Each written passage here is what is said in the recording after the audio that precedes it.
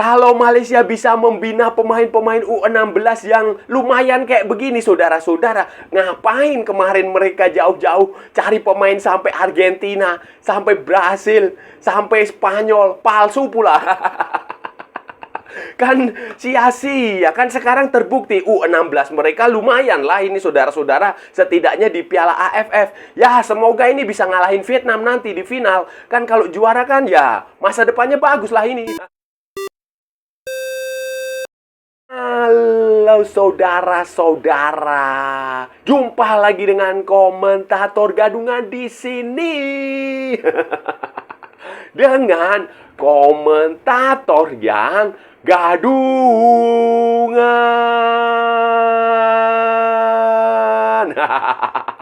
Jadi begini saudara-saudara, jadi begini, Piala AFF U17 akan memasuki partai final, pertandingan final setelah menyelesaikan 2 pertandingan semifinal yang cukup menarik dan atraktif saudara-saudara. Tidak ada Indonesia, tidak ada Thailand di semifinal. 2 negara kuat di sepak bola Asia Tenggara tidak ikut. Sebaliknya Malaysia yang secara mengejutkan yang sebelumnya di pertandingan pertama kalah telak dari Vietnam 0-4 justru mampu bangkit dan kemudian lolos ke semifinal. Kemudian di semifinal mengalahkan Laos 3-0. Nah, untuk kembali bertemu dengan Vietnam di final. Vietnam secara luar biasa juga, secara comeback itu mampu mengalahkan Australia 2-1.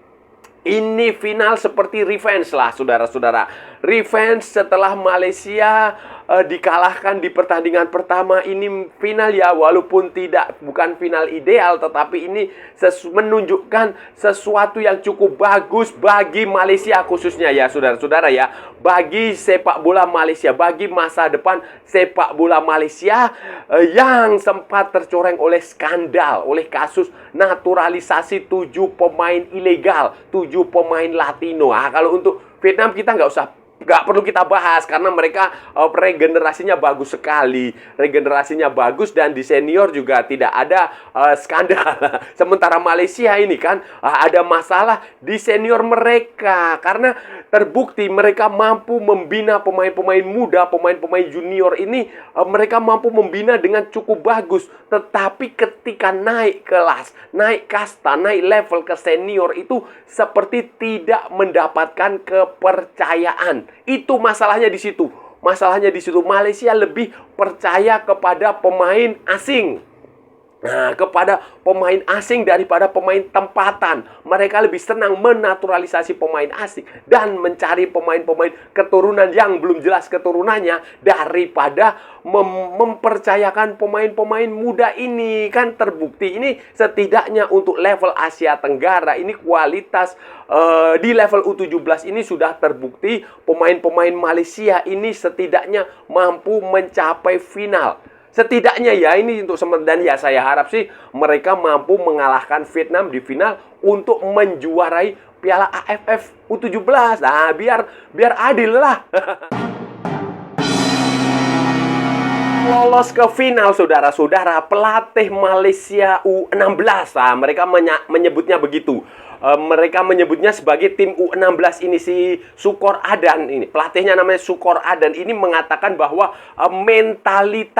mentality menjadi kunci dari permainan Malaysia. Dia memuji mentalitas anak-anak ini. Dia memuji mentalitas yang sangat bagus. Kenapa? Karena setelah kekalahan 0-4 dari Vietnam itu kan pasukan ini diberikan banyak sekali kritik, diberikan hujatan, caci maki di dalam negeri maupun di luar negeri, itu mereka diserang. Tetapi pasukan ini, anak-anak ini mampu bangkit. Jadi di sini ada mayoritas U16, usia 16 tahun, ada 3 atau berapa pemain yang masih berusia 15 tahun. Dan mayoritas semuanya itu baru pertama kali tampil di kejuaraan internasional.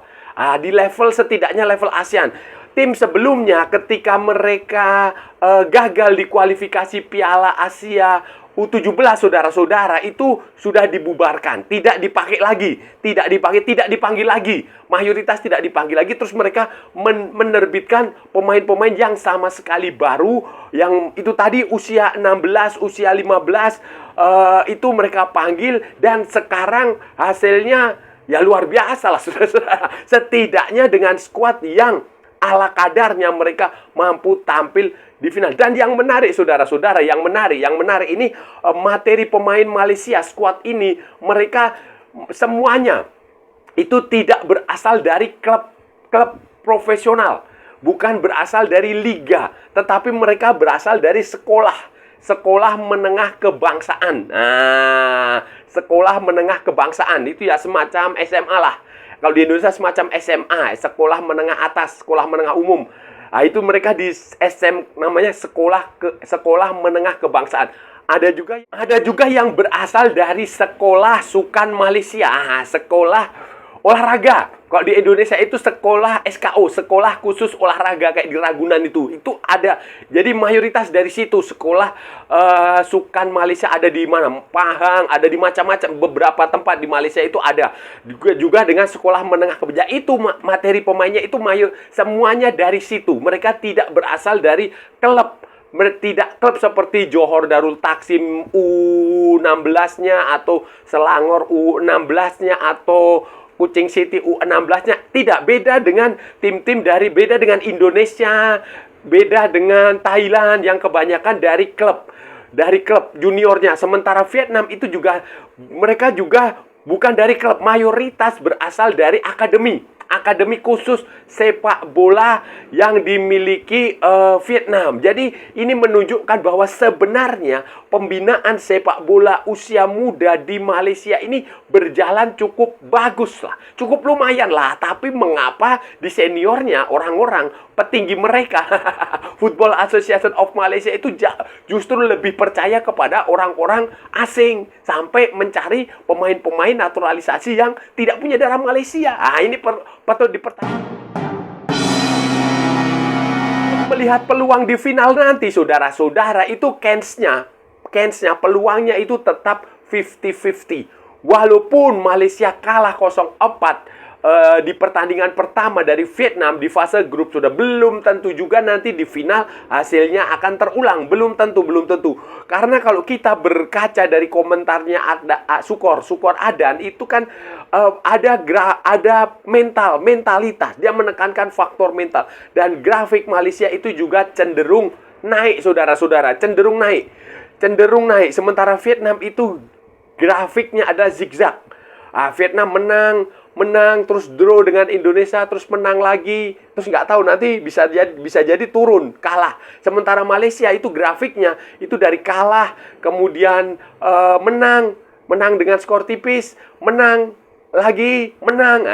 Jadi agak cenderung naik. Jadi dari turun dia naik. Sementara Vietnam dari naik, turun, naik.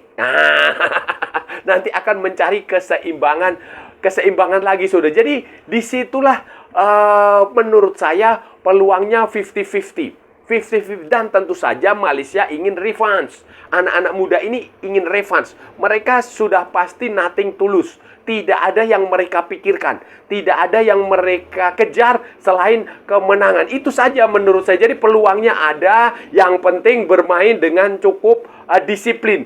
Cukup disiplin, belajar dari kekalahan pertama. Karena Vietnam ini mereka punya organisasi permainan yang sangat rapi. Saudara-saudara. Cara main Vietnam ini rapi sekali. Mereka cepat dari kedua sektor sayap. Saya terbukti waktu melawan Australia itu mereka juga bermain bagus lah. Mereka kan sempat tertinggal itu. Kemudian mereka mampu bangkit, sabar, tidak terlalu banyak ball possession memang. Beda dengan tim nasional U17 Indonesia. Beda dengan timnya Kurniawan Dwilianto yang terlalu mengandalkan ball possession dan tampak takut-takut untuk menyerang. Vietnam tidak. Begitu mereka dapat bola, mereka langsung mengalir. dari sayap, dari tengah, dari mana aja mereka. Sementara Malaysia itulah yang harus diwaspadai oleh Malaysia. Tetapi menurut saya Malaysia ketika dia bertahan itu cukup bagus. Nanti melawan Vietnam nggak usah buru-buru menyerang, bertahan saja yang disiplin, bertahan saja yang rapat, lakukan counter attack. Mulai dari free kick, corner kick itu bisa jadi gol lumayan lah. Contoh waktu melawan Indonesia, Malaysia bisa menggunakan taktik yang sama ketika melawan Indonesia nanti saat menghadapi Vietnam. Gak ada masalah. Dan ya, sekali lagi saudara-saudara, peluangnya tetap 50-50. Malaysia punya potensi mengalahkan Vietnam. Begitu pula Vietnam juga punya potensi untuk mengalahkan Malaysia. Ya paham saudara-saudara, mengapa Malaysia memutuskan memanggil pemain-pemain yang pemain-pemain baru semua di tim U16 mereka ini, U17 mereka menyebutnya U16. Kenapa? Karena pasti dia berpikir untuk proyek jangka panjang. Tahun depan kan masih ada kualifikasi Piala Asia, masih ada Piala Asia yang di Arab Saudi. Piala Dunia juga masih ada di Qatar sampai 2029 nanti. Itu mainnya di Qatar terus. Itu jadi mungkin saja mereka berpikiran bahwa setelah gagal lolos ke Piala Asia tahun ini, gagal waktu itu satu grup dengan Vietnam, gagal lolos ke Piala Asia, otomatis gagal lolos ke Piala Dunia. Itu mereka pasti udah berpikir, ya udah kita hentikan sekarang, fokus ke masa depan, ke tahun depan 2027. Itu bagus. Ya memang harus begitulah. Karena dengan usia yang sekarang ya 16, 15, nanti ke depan juga sama. Pemainnya sudah masuk usia 17, jadi lebih matang, lebih dewasa. Itu bagus. Dan memang harus begitu. Harus begitu daripada sibuk mencari pemain-pemain naturalisasi, sibuk mencari pemain-pemain warisan, pemain-pemain keturunan yang belum tentu juga benar-benar punya darah Malaysia. Itu saja. Jadi ini menurut saya cukup bagus. Tinggal dipertahankan sajalah. Tim ini dipertahankan saja. Dikasih kesempatan bermain. Nanti setelah mereka lulus dari sekolah, itu taruh di klub, di liga, dibina di liga, di kompetisi domestik Malaysia boleh, di luar negara boleh, terserah. Tetapi ini pemain secara basic itu sudah punya basic yang cukup. Tinggal dilanjutkan saja dan diberi kesempatan, diberi kepercayaan untuk bermain di senior. Dipertahankan saja. Kenapa? Karena ini masalah di Malaysia itu ada di senior. Di senior, di liga mereka terlalu banyak pemain asing. Sehingga pemain lokal tidak punya kesempatan. Akibatnya tim nasionalnya dihuni pemain-pemain naturalisasi. Karena pemain lokal tidak mendapatkan kesempatan bermain. Itu masalahnya di situ. Seharusnya dengan prestasi yang ditorehkan oleh U16 ini, Asosiasi Sepak Bola Malaysia harus berpikir untuk lebih mengutamakan pemain lokal. Dulu Malaysia punya proyek seperti Harimau A, Harimau Muda A, Harimau Muda B yang diikutkan di liga. Nah, kayak begitu itu bisa dihidupkan lagi. Bolehlah dihidupkan lagi, atau jumlah pemain asingnya dikurangi. Biarkan pemain-pemain lokal, pemain-pemain tempatan diberi kesempatan bermain, berkompetisi, supaya mereka menjadi pemain yang lebih matang. Dibina di kompetisi lokalnya itu jauh lebih bagus daripada sibuk mencari pemain-pemain keturunan. Kalau memang nggak ada pemain keturunan, kesulitan mencari pemain warisan, ya nggak usah mencari-cari. Kalau kayak Indonesia memang diasporanya banyak. Kalau kayak Filipina, Thailand diasporanya banyak, nggak masalah. Tapi kalau nggak ada, ya fokus saja pada pembinaan pemain-pemain muda ini. Sementara bagi Indonesia, bagi Thailand, ini kegagalan di Piala AFF ini harus dijadikan alarm, sinyal saudara-saudara, sinyal harus diperbaiki nanti di Piala Asia. Itu saja harus diperbaiki, mulai dari cara bermain, kemudian mental, hasil, itu harus diperbaiki semua. Khususnya Indonesia itu harus diperbaiki lah itu. Main kayak begitu saya rasa nggak akan bisa lah bersaing di Piala Asia. Nggak akan bisa bersaing dengan Jepang, dengan Qatar, dengan Cina. Nggak akan mungkin Indonesia, sulit lah. Sulit untuk lolos ke Piala Dunia lagi Indonesia kalau melihat cara mainnya seperti itu. Butuh banyak perbaikan karena terlalu banyak itak-itik, passing kanan, passing kiri, passing tengah. Pelatihnya juga di pinggir lapangan cuma saya nggak tahu apa yang dia rancang ya. Mungkin dia hanya mengatakan, ayo menang, ayo ngotot.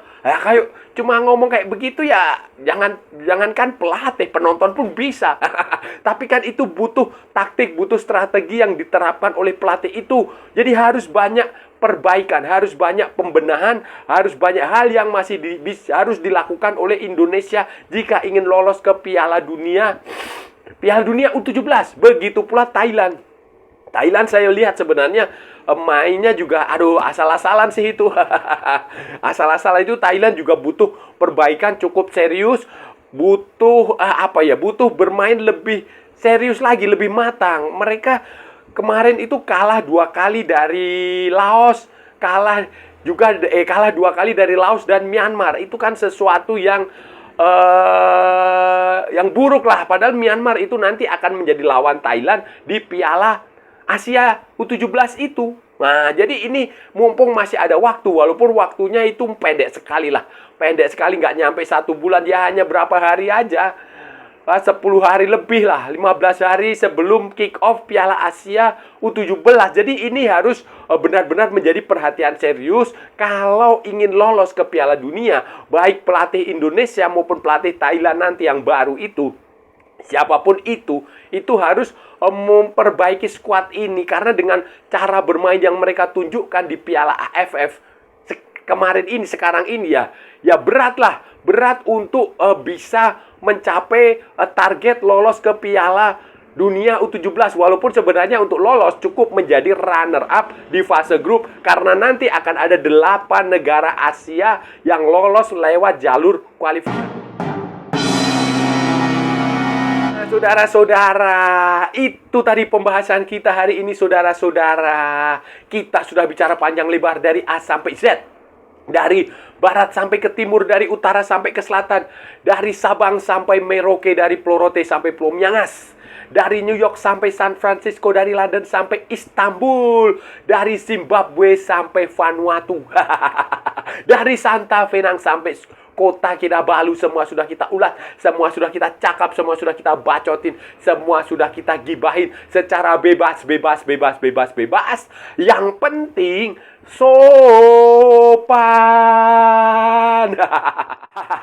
Itu tadi kita bicara soal Malaysia, saudara-saudara. Malaysia U17, U16 yang secara mengejutkan mampu tampil ke final Piala AFF U17. Walaupun di pertandingan pertama itu mereka kalah telak. Walaupun di pertandingan pertama mereka dibantai Vietnam 0-4. Dan pemain-pemain Malaysia ini ternyata mereka baru pertama kali tampil di ajang internasional. Mereka belum sama sekali memiliki pengalaman di kompetisi internasional. Dan sebenarnya juga nggak niat. Karena waktu sebelumnya di kualifikasi Piala Asia itu pemain Malaysia kan gagal. Mereka kalah bersaing dengan Vietnam sehingga mereka tidak lolos ke Piala Asia. Sehingga beberapa pemain yang waktu itu gagal itu tidak dipanggil lagi. Mereka memanggil pemain-pemain baru yang berusia 16 tahun. Mayoritas berusia 16 tahun, hanya ada 3 atau 4 atau 2 pemain yang berusia 15 tahun dipanggil. Tujuannya sebenarnya bukan di AFF ini. AFF ini hanya pemanasan. Tujuan mereka adalah tahun depan kualifikasi Piala Asia 2027 sekaligus Piala Asia 2027 sekaligus Piala Dunia U17 2027. Itu sebenarnya target mereka. Tetapi apa yang mereka tunjukkan di sini lumayan lah menurut saya. Mental mereka juga menurut saya lumayan lah. Bagaimana mungkin sebuah tim habis kalah telak 0-4 di pertandingan pertama mampu bangkit. Apalagi ini tim yang tidak punya pengalaman. Jadi ini menurut saya luar biasa. Ya semoga Malaysia bisa menjuarai Piala AFF 17. Dan yang lebih penting lagi, ini dipertahankan skuad ini. Kasih kesempatan anak-anak U16 ini di Malaysia sana. Dikasih kesempatan bermain di level senior. Menikmati, mencicipi kompetisi di Liga Super Malaysia. Jangan terlalu banyak pemain asing, pemain impor. Jangan pula terlalu banyak menaturalisasi pemain-pemain asing di Liga Malaysia. Dan jangan juga mencari-cari pemain keturunan, pemain warisan dari luar sana yang identitasnya nggak jelas, yang asal-usulnya darahnya nggak jelas. Ya, kasih kesempatan aja anak-anak kan ini terbukti pembinaan usia muda mereka cukup berhasil lah, setidaknya di level Asia Tenggara. Dan ini pemain-pemain ini mayoritas berasal dari sekolah, bukan dari klub. dari sekolah menengah kebangsaan, ya setara dengan SMA, setara dengan SMU. Ada juga dari sekolah sukan, sekolah olahraga SKO kalau di Indonesia, sekolah khusus olahraga. Jadi ya semoga sukses lah, semoga sukses dan U17 Malaysia ini bisa bertahan lama. Dan saya rasa sudah cukup ya pembahasan kita kali ini, saudara-saudara. Kalau ada salah-salah ya mohon maaf. Namanya juga gadungan. Wajar kalau gadungan itu salah, tetapi kalau benar berarti sebuah kebenaran. Kalau saudara-saudara merasa channel ini bermanfaat, berguna, menghibur, menginspirasi, silahkan like, share, and subscribe. Tapi kalau tidak, saudara-saudara, abaikan saja. Skip, jangan ditonton. Tetapi jangan nyampah. Jangan membuat komentar-komentar yang menghina, menghujat, melecehkan, merendahkan orang maupun negara lain. Santai aja, ini hanya bola, kita cari teman, bukan cari musuh. Ikuti juga akun media sosial komentator gadungan, ada di Instagram, ada di Facebook, dan ada di TikTok. Yang bukan TikTok Shop, saudara-saudaraku semuanya. Oke, sampai bertemu lagi di edisi-edisi berikutnya dengan tema-tema yang jauh lebih tidak bermanfaat, dengan tema-tema yang jauh lebih tidak berguna, dengan tema-tema yang jauh lebih membagongkan. Salam olahraga dan merdeka!